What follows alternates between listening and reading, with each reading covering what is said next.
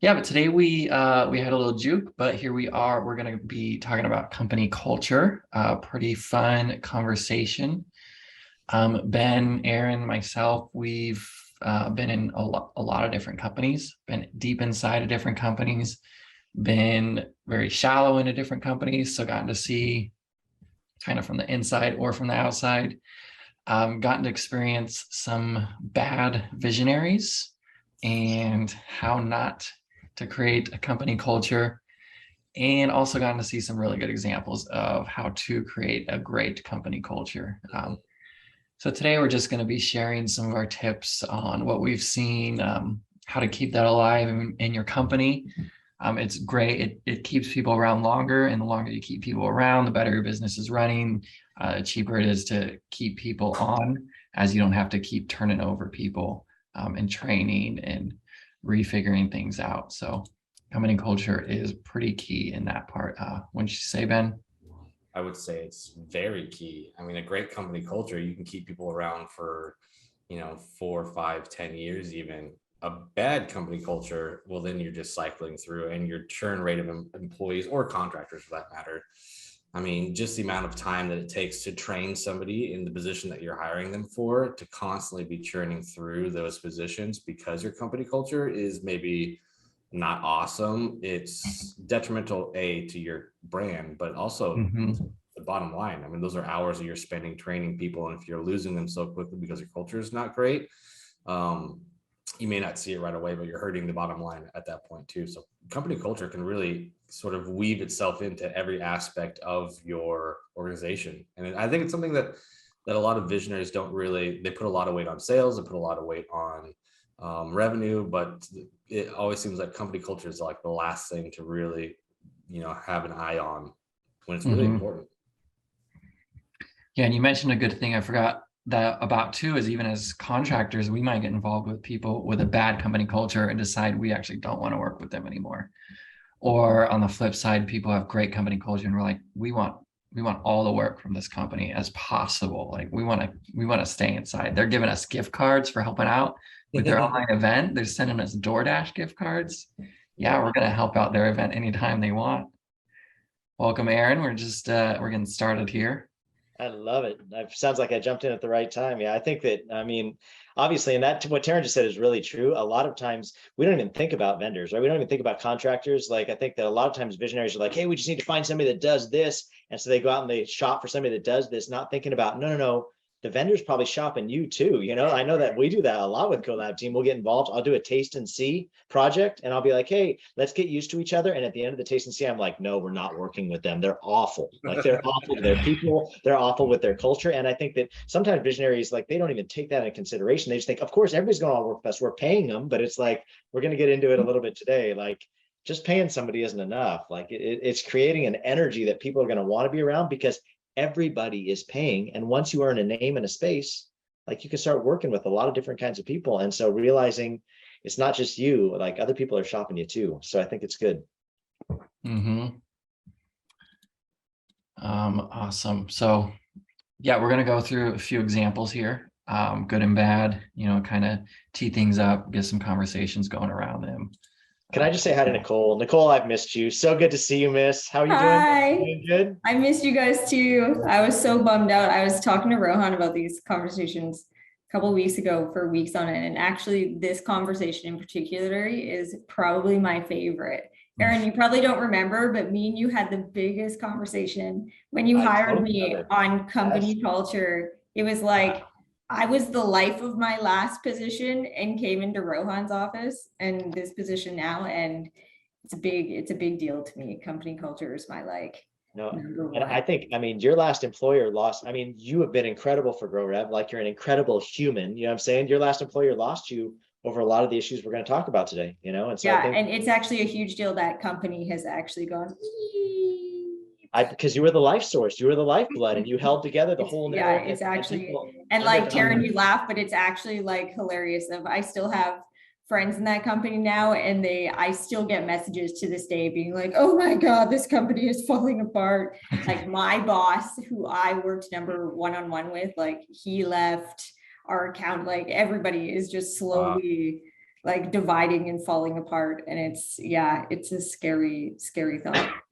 And I think that the crazy part about that to me is just like, and obviously not to over disclose, but like, we're not talking about like some little startup that Nicole came out of. We're talking about like a good size outfit that did big things, that did important things, that did things that like, we're not talking about like some little Cracker Jack, something in the corner. We're talking about like professionals that have done a lot of schooling, a lot of education to be offering the services that they offer that Nicole was in the middle of and trying to hold the whole thing together. So I think as people are watching this later, I know we'll get a bunch of replays and a bunch of people that pick up on this and drop comments into the Facebook group and all the different places you see this streaming. I would just say, realize this is that we're not talking about just startups or like you don't have very many followers or bad culture only happens in small companies. A lot of times they can happen with the highly affluent.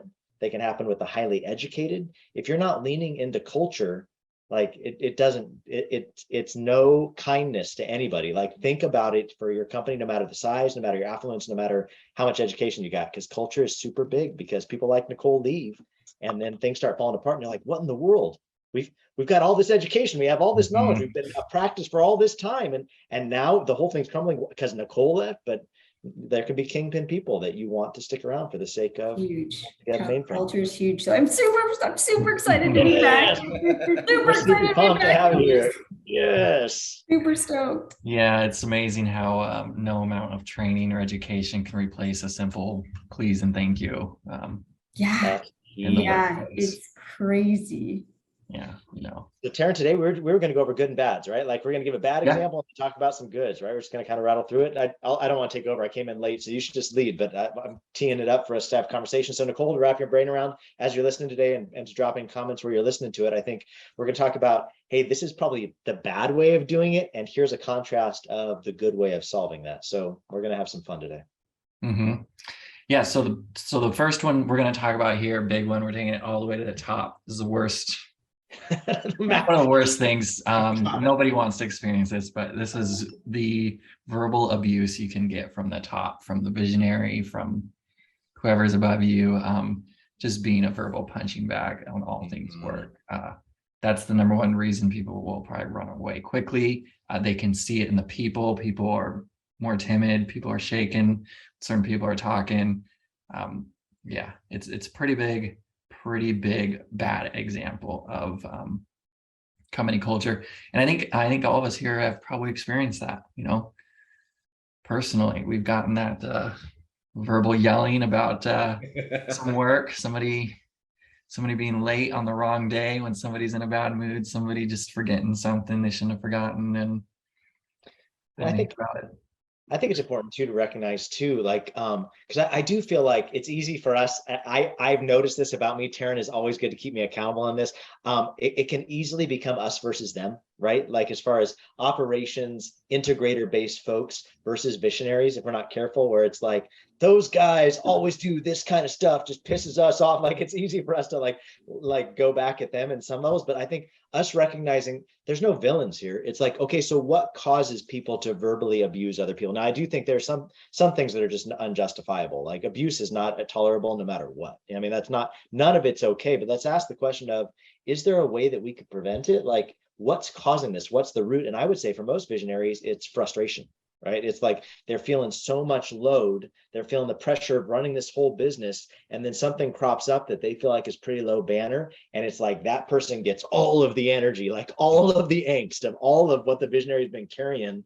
And I think so. The question for us as ops people is, how do we help mitigate that a little bit? Right? Like, how do you help the visionary? Because typically, I mean, let's assume, obviously, there are awful humans out there. You know what I'm saying? But let's assume that the majority of humans aren't awful. Like the majority of leaders aren't awful. Like they just have a pain point that we need to help them solve. So the bad side is you can't just like open up the payload on Sheila, the secretary that unlocked the door 5 minutes late. Like that's not fair. Was it unacceptable for Sheila? Sure. But probably you opening the visionary payload on this lady because you just had a frustrating call with your marketing people, your overspend, your ad dollars aren't performing well, your sales aren't going the way you wanted them to, you're having a pain point at home with your wife, you have like whatever it is, like poor Sheila opening the door probably doesn't deserve all of that, right? So how do you mitigate and how do you help a visionary with their frustration? So Taryn, what are your thoughts on that? Yeah, I mean, it takes us right to the solution of, visionary might just need a focal point. Maybe the visionary doesn't need to let Sheila know how wrong she was for opening the door 5 minutes late, but he needs to let somebody know to let Sheila know in a way that's appropriate for your company. Building the proper channels You have to talk to to Rohit about let that. somebody know if they did something wrong, rather than just that thunderstorm from above coming down randomly for inappropriate back reasons, probably. I'd say a lot of it too is, I mean, it's built into the ops team of hopefully setting up systems in place where those fires aren't becoming fires as often. Because that's a lot of what you see too. It's like a little fire crops up, and then it's like, who's taking care of this? But if as an ops team, you can sort of preemptively, be preparing so that you only have to put out a minimal amount of fires. You're just doing, brush burning along the way. You don't have to deal with those giant flare-ups.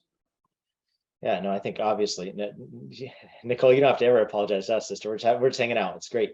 I think that Taryn, you had brought up a good example, and I know you and Ben have both verbalized times, and I think all of us, like you said, anybody that's been in this position has experienced this at some level. But Taryn, you had a good example of how you had talked to a previous visionary and said, "Hey, if you have problems with people downstream, come talk to me." Right? Like that was the example that you gave at a time in your past. Yeah, I knew I couldn't get him to stop wanting to yell at people, so at least I could get him to stop yelling at other people. Right. So it's like, yeah, you got a problem with one of the managers, bring it to me. I'll identify and discuss it with them in a way that's more appropriate and that makes our managers stay longer. Because if you're just going to go yell at them all the time, they're going to leave all the time, which is what was happening. So just creating that focal point for them. Sometimes it sucks having to be the one always getting yelled at, but I'm a man, I live in boxes, so I just jump in my being yelled at box, and I know it's not my fault. He's just passing it on to me and move on. And to be clear, Taryn is the focal point for whenever Aaron yells. No, dude, that's not me. I don't yell at people. I love it. But I wasn't going to say names. I wasn't going to say names. Look at you guys both throwing me on the bus. So I will say that was a previous somebody we all are aware of. But I will say EOS deals with this with the visionary integrator meeting.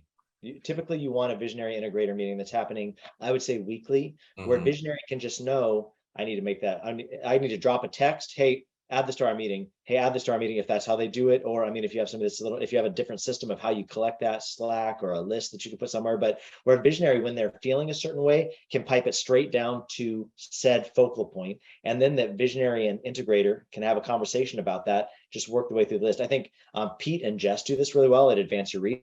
I've been really impressed with how, I feel like Jess is a force to be reckoned with. Like, she's an amazing lady, and she's been here with us on Ops Experts before, but I think she does really good. Pete's a high level, high passion, high level leader, but he needs a Jess to anchor him a little bit. You know what I mean? So Jess is like, hey, bring it all to our visionary and integrator meeting. Give me the whole down and dirty, and then I'll take that laundry list and I'll go meet it out. But like Taryn said, sometimes you just need that filter. And in some ways, I feel like it releases the visionary to not feel like he has to manage everybody in the whole entire company. It's not on him or her to manage everybody in the company. And like Taryn said, I thought that was a great point, Taryn, that you brought up, is we haven't even talked about the fallout problem. So if Taryn is the one that's truly responsible for the org, like if said owner, said leader yells at manager underneath Taryn and they exit, who's the pain point going to be on?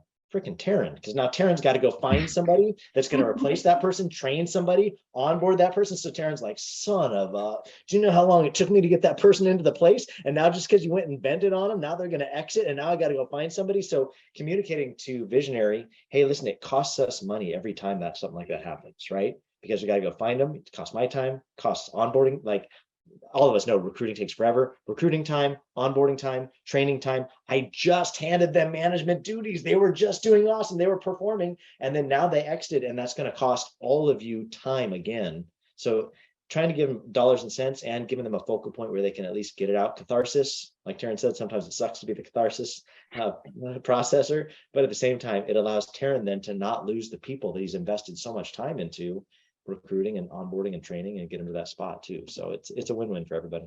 Yep. I love it. Let's jump into this next one here. Bad example. This was pretty fresh on our mind from a recent issue. So juking without sharing the end goal. A lot of times these shiny new apps come into play. Somebody's talking with their friend. They're like, oh, we use this program. You should this program. They're like, we're going to use this program. Somebody decides they're going to juke an entire department, this new program, without sharing anything else. They're like, hey, we're using this new app. Leads to a lot of confusion. People aren't jumping on board. Nobody's going to jump on the train if they don't know where they're going and why. So it can be pretty frustrated. People, if you tell them why, people are much more likely to join you in whatever you're doing. Like, just tell them why. Tell them the end goal. What are we doing here? Yeah, it leads to, specifically in my case, when I've dealt with this in the past, is it leads to constantly, you feel like you're standing on quicksand, because you're like, I never have a solid footing, because the second I get solid, we're like, okay, this is where we're going. Whoop, just kidding. And I'm always just like, what, okay, should I even bother getting settled in this spot? Because I know you're going to juke anyways. So like, it leads to a lot of a big feeling of no foundation. And when that happens in your employees, especially in your higher up employees, in my case, it led me to going, okay, I know you want to do this, but I'm actually not going to do that, because I know in 3 weeks you're going to be over here. So I'm just not going to bother doing what you're asking me to do, because I know that I'm going to change it in 3 weeks anyway. So why bother? Didn't you, wasn't that your policy? And Nicole, I saw you unmute, so if you got something to share, I want you to jump in there too. But like, Ben, wasn't that kind of your rule of like your modus operandi with a previous employer was Absolutely. Like you had a cool down period? You're Yep. like, yep, he would mention it to you and be like, yeah, no problem. And then you would give it like 10 days or something like that. And let's see if he circles back around and asks about that again, because probably it's going to be a one and done. And then I'm going to go and put in a bunch of time building out what he just told me to. And in 10 days or less, we're going to juke again. And I'm going to be like, well, thanks for wasting the 30 hours I dumped in that and neglected other things that probably needed my attention in a more real way. Yeah, that was my unwritten rule. If I get a request, I don't do anything on it until the request pops up again a week later. Then I might actually start taking action. But on first request, for me, it was always like, sure, not going to do that. Yeah. Nicole, what do you have to add? Lack of foundation. Oh man, this was a big one in a lot of organizations. I've always been a very key person on communication, super key, and especially when it comes to things like this. We would have programs and systems come into play, especially when COVID hit. This was a big one that all of a sudden everything turned virtual. And we came from a bunch of old school staff that used paper files, used paper everything programs. And then all of a sudden you have 20 staff that are being told, hey, you've never used Zoom before. Happy Zooming, and like no instructions. And it was my job to book these, or I went ahead anyways without anybody knowing, and was booking these one-on-one meetings with staff to be like, I'm going to walk you through it. It'll be okay. Like, I'm going to be there with you. We're going to plug everything in. Like, me and the IT coordinator were just one-on-one, just going through these steps. And it was just, no one was told anything. And it was crazy. And it's just so key that the communication, even the smallest things, can make the world of a difference if you just turn around and just in an email to all staff or anything, be like, hey, we're changing something up. There's going to be an SOP go out. Be sure to connect with so-and-so if you have any questions. Yep. After that happened, my name seemed to be attached in every single email that went out to staff. If you have any questions, go see Nicole. It's not, sometimes I need to remember that you need to say no. I don't know how to do that. It's a tough one for all of us, especially when we're loving people. You know what I'm saying? Like you're loving your people underneath you. You want to make it easy on them. And in some ways you're loving yourself, right? Because a little bit of communication is going to knock down the 20 emails somebody's going to push back as soon as we push out something that has confusion. You know what I mean? So I think that one of the solutions we talked about of if a bad way is like juking without sharing the end goal, like the good way of doing that is a discovery meeting before committing to something, because the reason I was smiling when the guys start talking about it is because this literally just happened, and it's usually it falls straight on Taryn and Ben. Like when something like this happens, because usually it's a new piece of technology. That's usually when it always hits us is new piece of technology. Visionary is super excited about. He's just going to roll it out, but we haven't vetted it, and we're going to push it out to all these people, and there's going to be a bunch of pain point downstream. And if we just would have done a discovery meeting beforehand, if we would have just like sat down, got all the brains in the room and said, hey, I've heard about this thing. What do you guys think of it? Give Taryn and Ben a day or two to go do some research, pull it apart a little, like start up a free trial, vet it a little bit, identify, oh, you can't take one of our main payment gateways as a part of this particular piece of software. Well, that's a pain point. That means, does Visionary understand he's going to lose a whole cross section of earning potential because it doesn't plug into one of the gateways? And is that okay, or is that not okay? You know, like give us some time to vet things, because otherwise you could end up in a lot of pain unnecessarily. If we could have just got all the brains together, say, hey, I'm thinking about this, like that everybody can say, oh, I've heard about this, or hey, let me go vet this if not. And I think the other thing it gives opportunities for guys like Taryn or Ben is to verbalize, do you know how much energy we've put into the other solution already? Right? Because a lot of times, how could Visionary know that? How could Visionary know the build out that it happened in that other platform that's been currently the solve? Like, and let's go through the list of why we chose this piece of software in the first place. I'm not saying that there's not better stuff out there downstream. What I'm saying is realize this could be a bigger shift than you're understanding the implications of. It's not as easy as just a quick like switch over to it. There's probably a lot of downstream implications. So let's go into it both eyes open and then make a decision together. And then you have buy-in from teams. I don't know if you guys want to speak to that a little bit. Yeah, it's or even just asking the question, what was wrong with the first thing? Like, what are we trying to solve by switching? Yep. You know, that's always a good question to ask. Yeah, that's a big one. And you can use it in so many different aspects of companies too. Like if you have different departments, if you bring in, you know, key components of how a company runs, like if you have, say, HR and like a company coordinator or reception and, you know, a person from accounting or something, like you say, if finances are being affected, you know, it can be so useful to have those key components of who's going to be and what's going to be affected, to sit down and go, okay, why are we changing this? Why do you think it needs to be changed?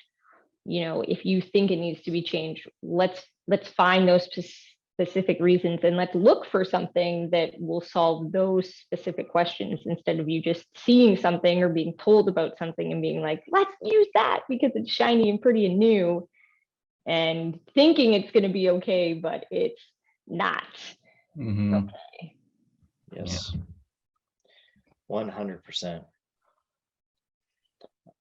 Taryn, do you want to launch the next one? Do you feel like we've sussed that one out enough? Let's launch. We got this is a favorite. This is like, I love it. In some way, I feel like we should have all of the EA, like Nicole's EA for the CEO, like, and we have a lot of EAs that we help, and people that are like, or ops leaders or whatever it is, like people that are high up that are taking directives from high up people. This one, if we could just incorporate like a company-wide rule about this, all of us would feel so much better. But this one is 5 p.m. on a Friday text. Like this is like people are trying to walk out the door and they get some text. And the ones that I love, the ones that I think are the best, this is Visionary trying to tiptoe into it when they try and minimize it. They're like, hey, I thought maybe you could do this really quick. Right? They like try and minimize the project as they drop this like total pile of shit on you. And they're just like, hey, here's this huge pile of crap. It's still breathing. It's like smoking. And I'm going to drop it on you. And it's probably going to take you about 6 hours to really get this thing done. But I'm going to try and minimize it by saying, hey, I thought maybe you could just do this real quick on your way out the door. Like it's all the thing. That's my favorite, is a 5 p.m. text with a minimization in it. not only that, but with the thanks in advance at the end. Yes. They already thanked you. My favorite is the hey, this is really important, and I mean, I know it's the weekend and you're probably not working, but this is extremely important to us. It's probably a fire. If you absolutely can't get to it, maybe Monday. And it's just like this super manipulative, like, this is incredibly important to me, but I don't want to ask you straight out, but I'm going to make you feel bad until you say yes type text. Those ones are the best. I want you to have freedom of choice, but I want you to choose my way. I want you to be worried for your job when you come in on Monday.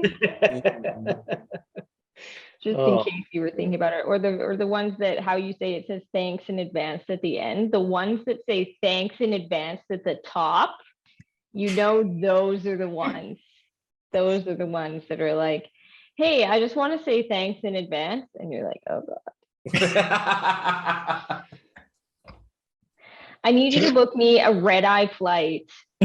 Or like it's the phone calls at 11 p.m. where you're like, oh God, who's died?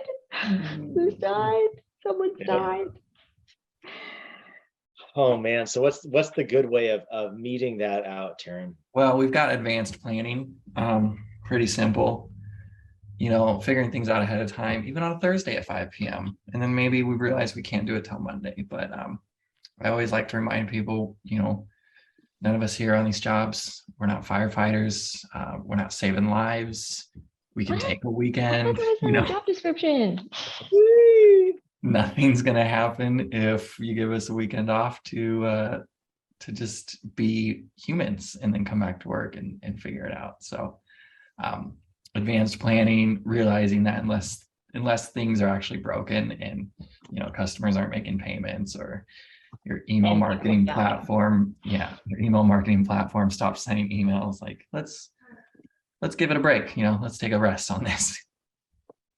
Yeah, and what I've noticed too is typically a lot of visionaries, these things come up because they don't think of them until Friday afternoon, because they're like, everybody's gone for the weekend. What's not being done?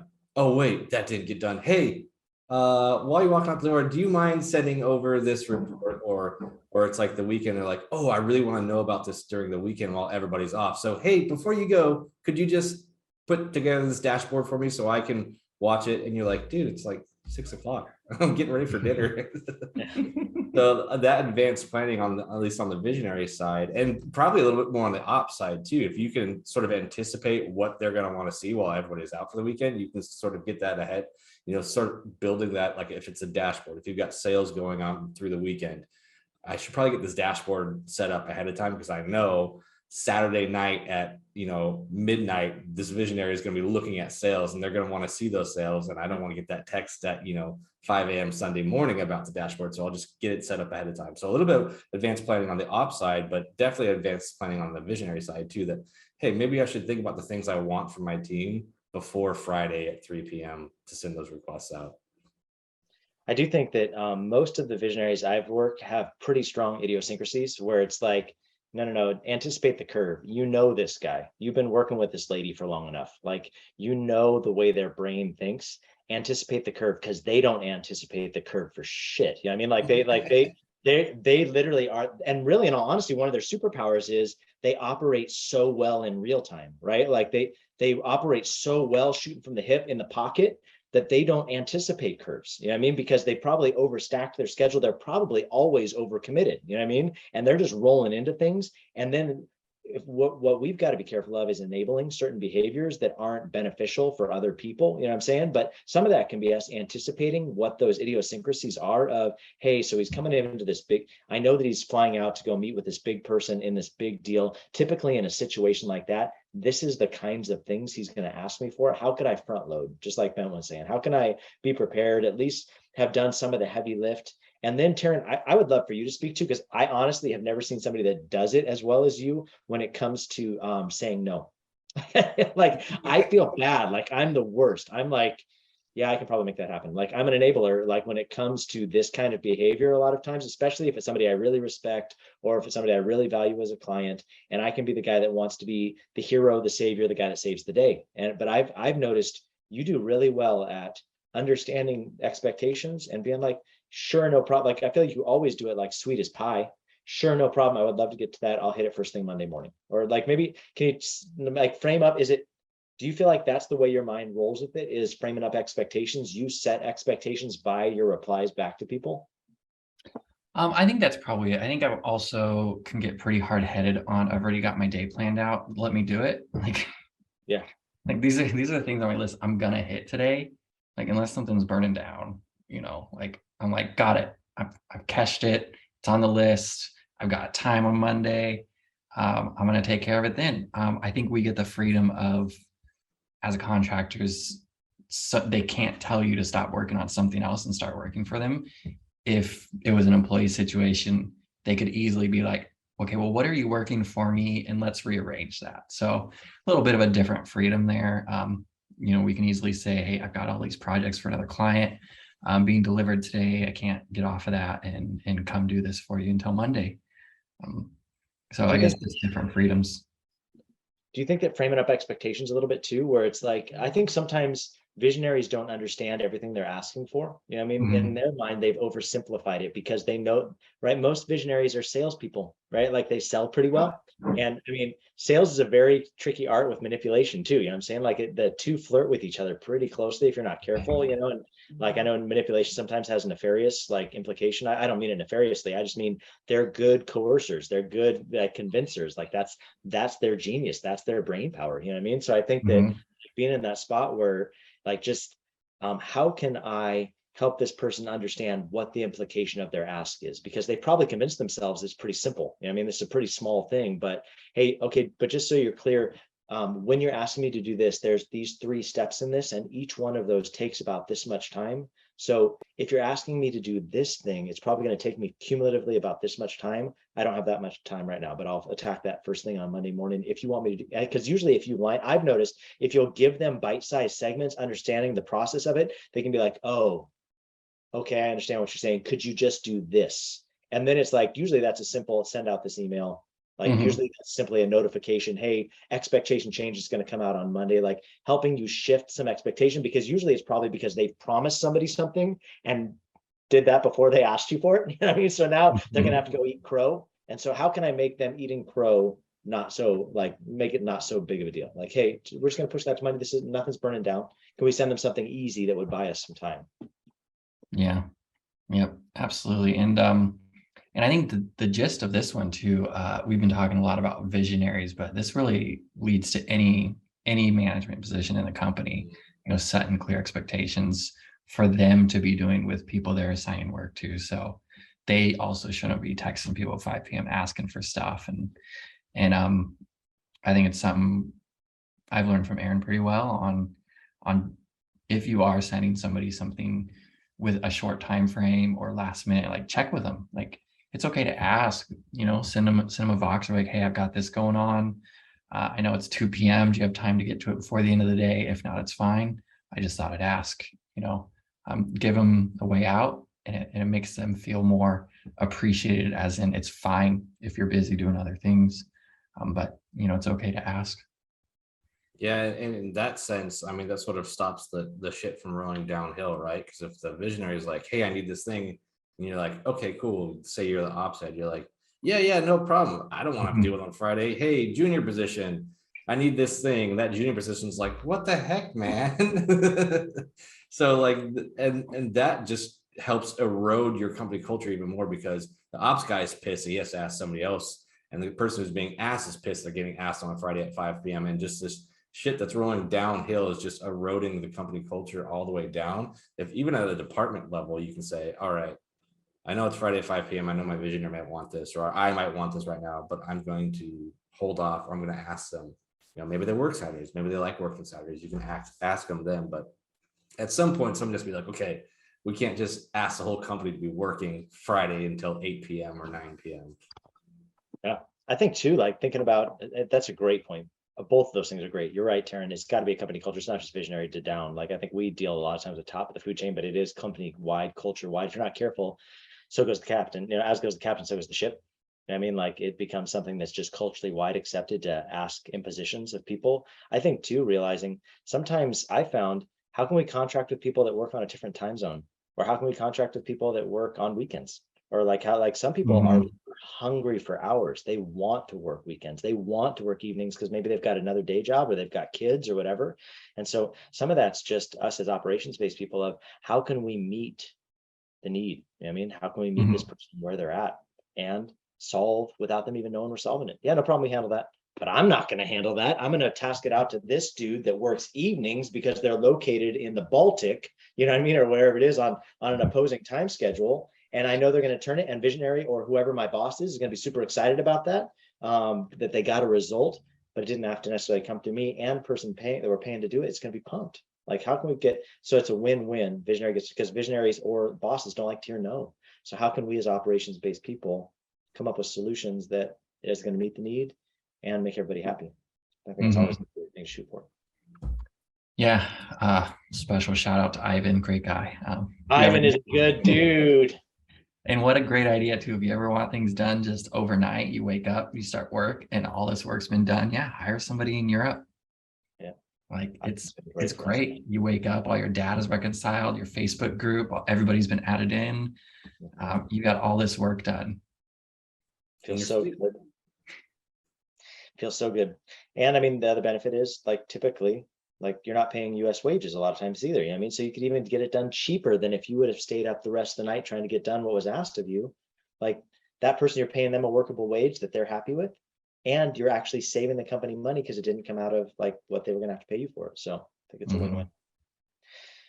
Something that I wanted to sneak in that not necessarily gets the work done, but if you get to know whoever you're working with well enough, I sometimes like to remind my higher ups that they are human beings too, and that they should not be as super stressed on weekends as per usual. And they also need to take time to de-stress. And no matter how important they think it is, I try to like to break it down into little pieces and be like, oh, don't worry, that gets worked on usually by so-and-so and so-and-so and so-and-so. And they will be back in on Monday. So no one is dying. And you need to get some sleep because you haven't slept this week. Go home, have some wine, enjoy your wife and children, and I will check in with you on Monday. Thanks, bye. Beautiful. Thanks in advance. Yeah, just like that. Just like that. Go enjoy your nice fancy car, go for a drive, do whatever it is you need to calm down, and you'll be fine. You'll be fine. Shake it off. And sometimes it does work.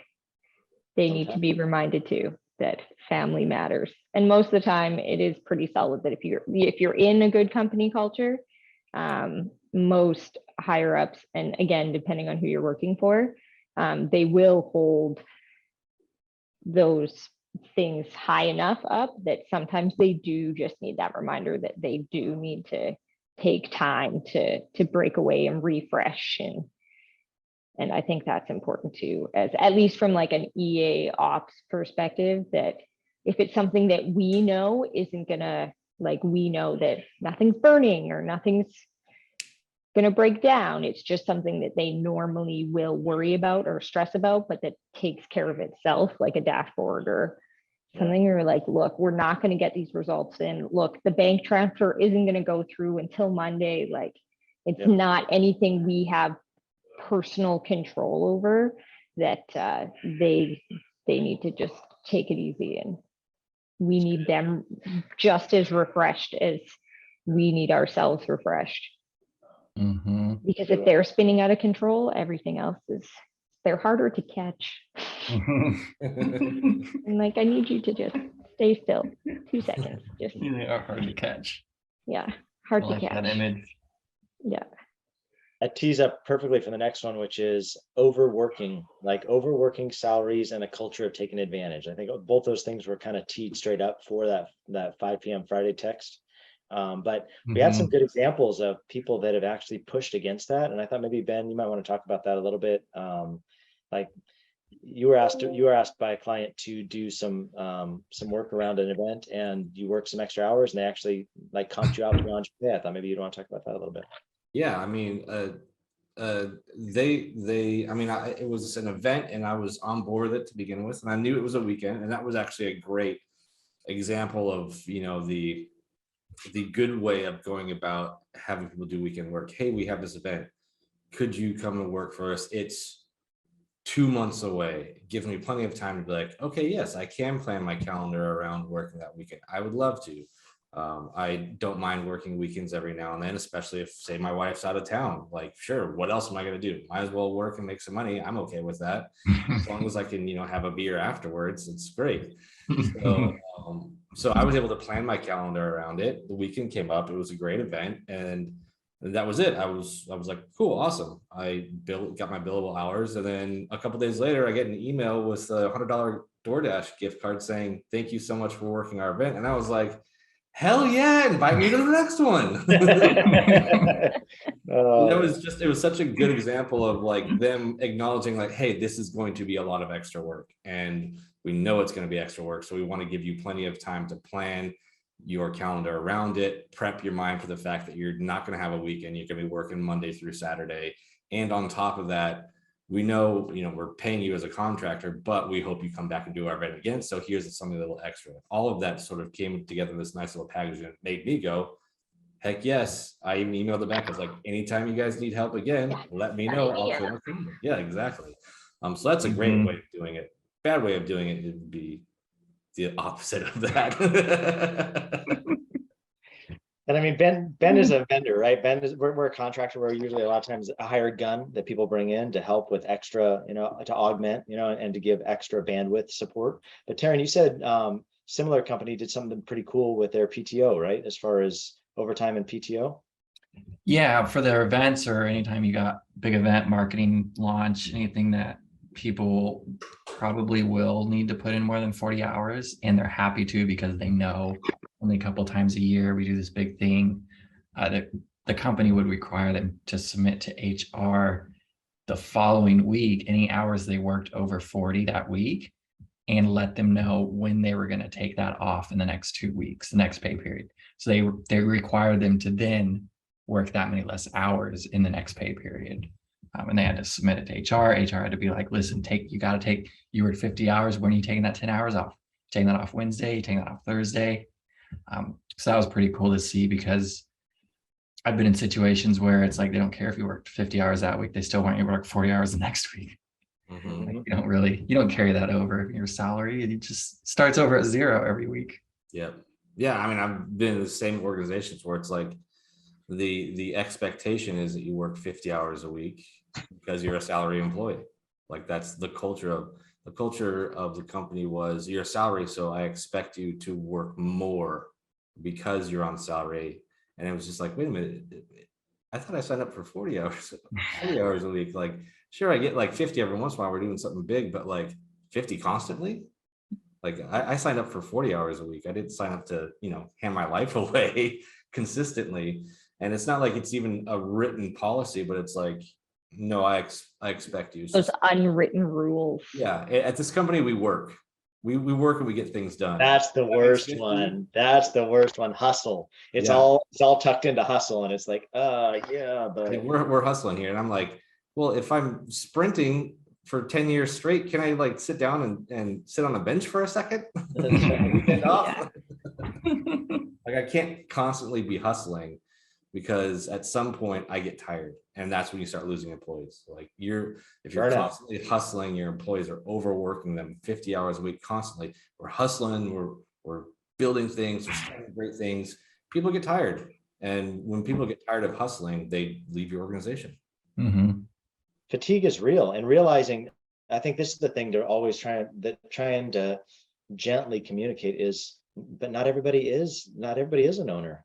I mean, sure, you want people to take ownership, for sure, that's understood, but like not as gently as you can put, not everybody's making as much as you are from them working this hard. You know what I mean? Like bottom line is, you as the leader are hustling this hard because it's making you see it in your bottom line, but like that's not everybody. That's not how everybody works. So how can I understand? And I think that leads kind of into our next one, which is criticizing without clear expectations, like giving people clear job roles. You know what I mean? Because it's like, it's so hard as somebody I feel this pressure a lot for people when I come into teams and I'm like, the culture is really bad. I can tell in this company, we come in as a contractor, we're there to help them with their operations build out, but the culture is not good and I can feel it. And usually I can always narrow that down to, there aren't clear job descriptions. And then people are being criticized for what they're not doing, but they weren't clear. That was the expectation. And so then everybody's frustrated, right? The leadership's frustrated because they feel like this person should just know.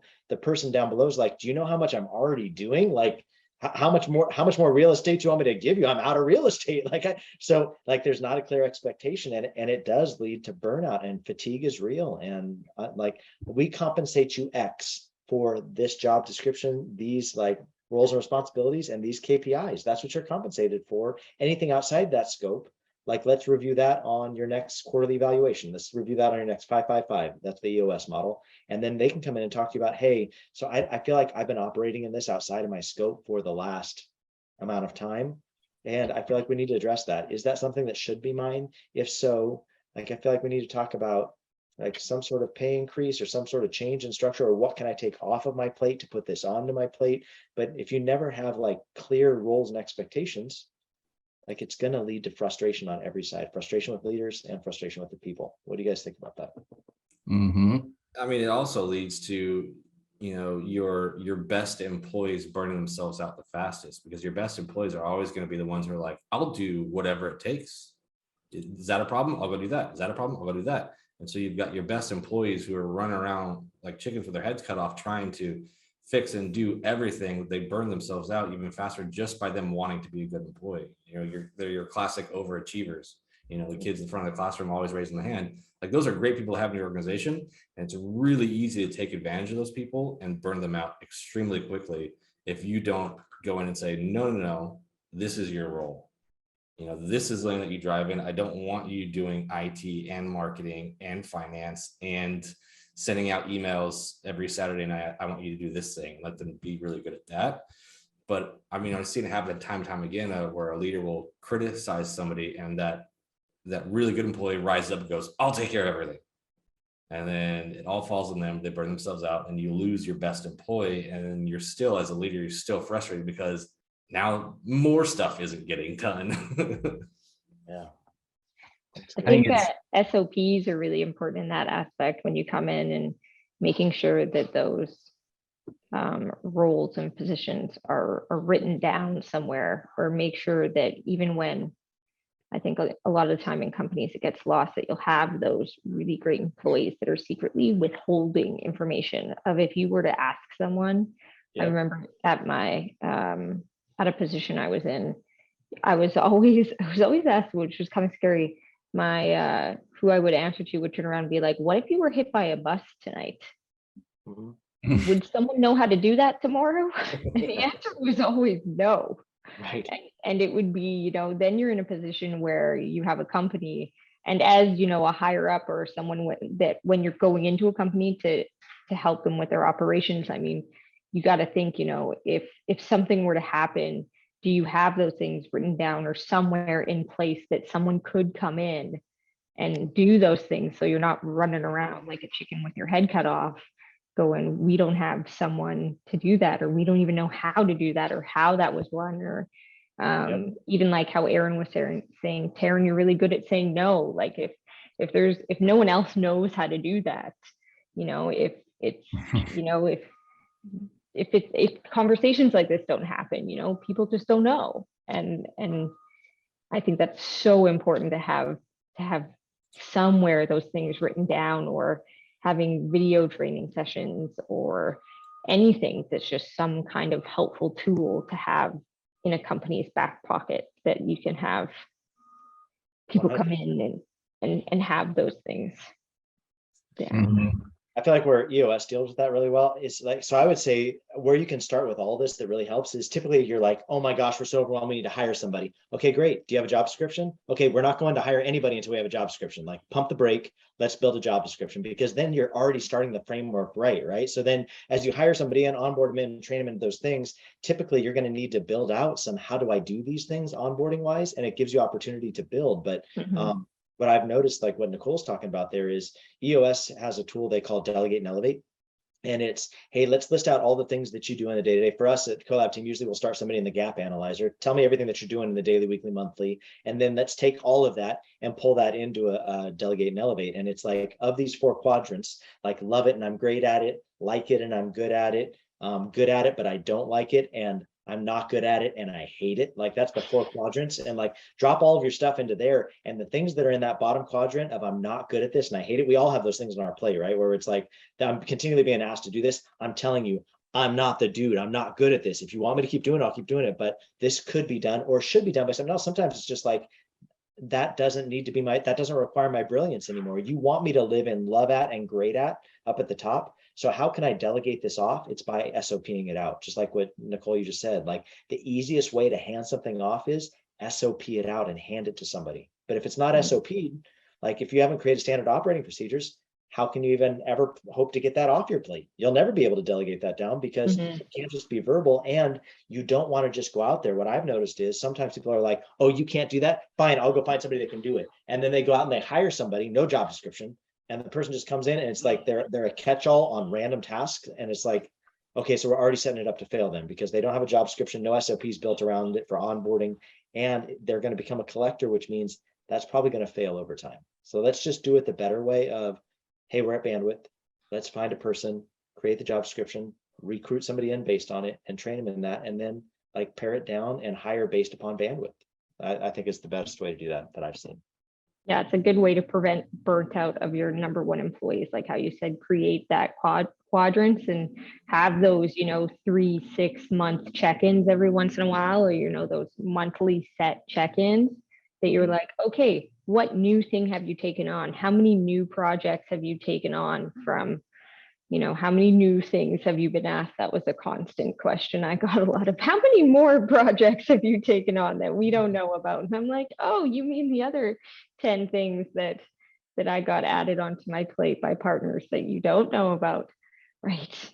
And then, Yes. you delegate those things off, and you start to, you get those, you find those star employees that maybe you didn't even know existed, and you find them with those check-ins, and you go, wow, you're actually doing all of those things? That's fantastic. We're not paying you enough. Let's give you a raise. Yeah. And let's give you someone working under you so you can delegate those little tiny, hate it, not good at it tasks, and you give those to them. And then all of a sudden your company is running 30 times better just because you chose to have a check-in with somebody, and have that conversation of, hey, what's going on with you? Let me share this real quick. I want to share my screen because I had a call with, and I'm not going to say who it is because I don't know if she would be okay with it, but I'm going to show you her list. We had a call and she was like, works for a super high level like visionary, and she handles all the operations and she juggles all the details, and she was so overwhelmed on our last call. And I'm like, will you just do me a favor? And I showed her, Taryn, our migration form, of like, hey, write down for me everything that you're doing, and then let's think about how we can hand some stuff off, because it feels like you're over bandwidth. That's just my gut check. Will you do me a favor? Just start journaling down the things that are in your brain. So she pushed me back this sheet, and I'm like, yeah, I get it. I can understand why you're a little bit overwhelmed. It's because you've got this list the size of Egypt falling literally on the back of your neck. But I will say, just like what you said, Nicole, one of the easiest ways that I can start with is, hey, will you do me a favor? Just start writing down the things that you're working on. Maybe you don't have a job description. Maybe you're worried that you're working outside of your scope. No problem. Just start writing down the things that you're doing, and then ask yourself, does that need to be me? Or could I hand that off to somebody else? That's a really good way to start. And then if I were to hand it off to somebody else, who could I see that could maybe take that on? It would work maybe well with what they are already doing, efficiencies that are already in the org. I think that's always a great place to start. 5-minute wrap up, Taryn. We talked about boundaries. We talked about expectations. But we didn't really touch on it, but I think probably just a good high level is be careful on requiring all things from all people. Like that, it's probably not a good idea, right? Like, don't just juke. If you've asked Taryn tells you no, don't just juke out to somebody else and ask somebody else random to do that same thing. Like, trust the hierarchy of how the organization works, I would say, because otherwise it's not going to work very well. Also, we shouldn't expect from our people to be always on call, email, text 24/7. Like, give people some break. Nicole, you touched on that a little bit too, of like, weekends are good, drink some wine, enjoy some time with family. Like, that's what helps you decompress. I always try on Fridays, Taryn and I do a meeting a lot of Fridays, and it's like, hey, what are you doing this weekend? Like, let's talk about just some of the good things. I'm going to oven roast my pizza tonight. That's awesome, dude. Enjoy that time. Like, enjoy barbecue. I'm going to go to a pig roast. That was the great one Taryn pulled out on us like a couple days ago. I'm jealous. You had taken in a little bit too much wine, I think, the night before. I've never seen Taryn as delayed as he was that morning. I'm like, Taryn, maybe you tied a few too many on last night. But I just think giving people the boundary, like give them like some breathing room. You want them at their highest achievement, like give them the space to be able to decompress. Yeah, I mean, text me on Saturday if the website crashed. Don't text me because you woke up with a new idea and you want to start selling a new product that 5 people might buy. Like, otherwise I'm just never going to respond to you if you start texting me. Terrence, I feel like you do this really well of if everything is an emergency, nothing's an emergency. Like if you want the easiest way for people to stop listening to you, make everything a right now request. Hey, I need this right now. When do you need this done right now? If everything's right now, then what, like Taryn just said, oh, you want me to build this thing out for like 5 people to convert? What are we hoping to make on that? $500? Oh, cool. That was worth me taking off my Saturday for. Like, no, like you can make $500 in your sleep. Like, I missed a pig roast for this. That's it.